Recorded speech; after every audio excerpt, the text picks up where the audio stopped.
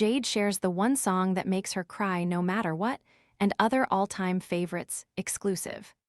Jade has been making waves in pop music ever since she released her debut solo album, That's Showbiz Baby, last fall, but what is on her playlist these days? Ahead of her show-stopping performance at Lollapalooza in Chicago on Sunday, August 2, we asked the Little Mix alum, full name, Jade Thirlwall, to look back at the songs that have shaped her life, from childhood to today. From Gladys Knight and Diana Ross to the Backstreet Boys, the singer's musical influences are as wide-ranging as they are iconic. Keep scrolling for Make Us a Mixtape, Jade's edition.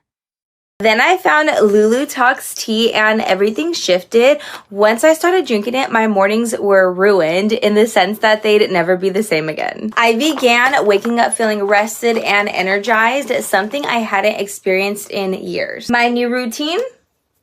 Just 1 cup of Lulu Talks in the morning. On top of that, my menopause symptoms have eased significantly. I finally feel like myself again, strong, confident, and like a woman who's ready to take on the day.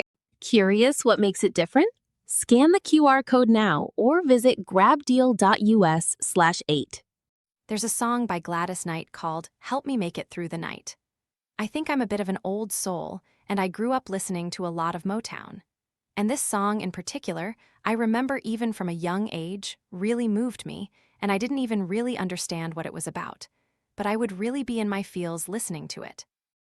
I think Gladys Knight is such a phenomenal artist and really has a way of pouring so much emotion into her vocal. And Help Me Make It Through the Night is a beautifully tragic song. I actually think when I look at my music now, as an artist, I do think I pull a lot from those artists that can evoke so much emotion with their music. She's a phenomenal artist from the UK. Everyone should check out her music. Another Lifetime is just, it doesn't matter where I am, what I'm in the mood for, if I put that song on, I probably will cry. It's such a beautiful song about things not working out in this lifetime and waiting for the next one. When I first heard her sing, I thought it was a tuned or pitched vocal, but it's actually just her vocal. That song in particular is so unique and is probably one of my favorite songs of all time. I'm gonna go with Shape of My Heart. My favorite Backstreet Boys song is Everybody, just because I was gagged at the music video. I love Halloween, so I love that video.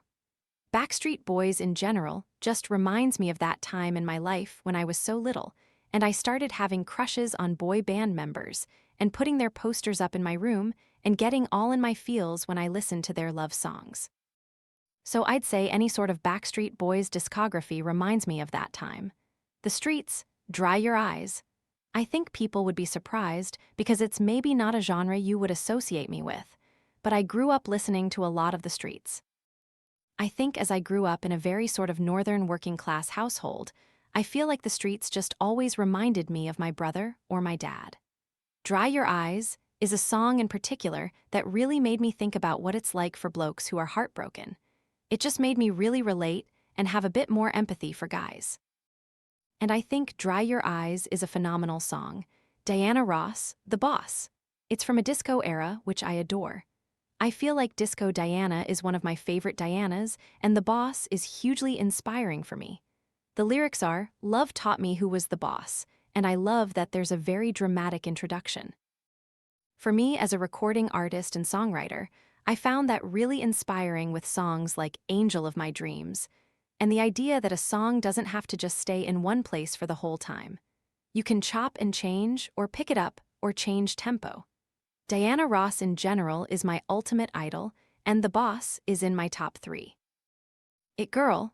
It's the first song in my set, so I get myself really pumped and hyped up. I literally run on stage for It Girl, and I feel like part of that is a creative choice, but also it's to help me get rid of my nerves. I feel like if I just run on stage, then I just have to get on with it, no matter how nervous I am. It Girl is such a ballsy, in-your-face song, so I love starting the show with that, and it does tend to get people going, even if they don't necessarily know it.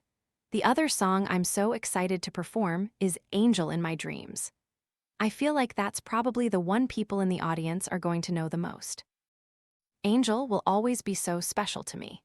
It changed everything for me in my solo career, and it means the world to me. When I see people in the audience singing it back and swaying their arms and getting into it, I know it's cheesy, but there really is no better feeling than that high.